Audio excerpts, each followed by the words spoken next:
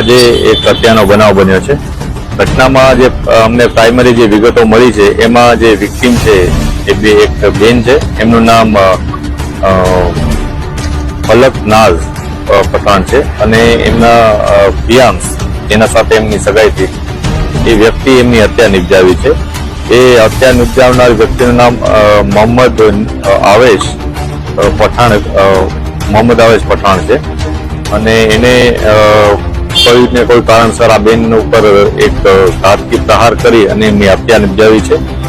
જે પ્રહાર કરવામાં આવ્યો છે એ એક ખોટા સ્ટોન જેવો પથ્થર છે અને પથ્થરના ધારદાર જે અણીવાળી જગ્યા હોય છે ભાગ, એનાથી એના ઉપર એટેક થયો છે અને બેનનું મૃત્યુ થયું હોવાથી પોલીસે હત્યાનો ગુનો નોંધવાની શરૂઆત કરી છે અને જે આરોપી છે એને જલ્દીથી પકડી લઈ અને આગળની કાર્યવાહી કરવા માટેની અત્યારે તજવીજ ચાલુ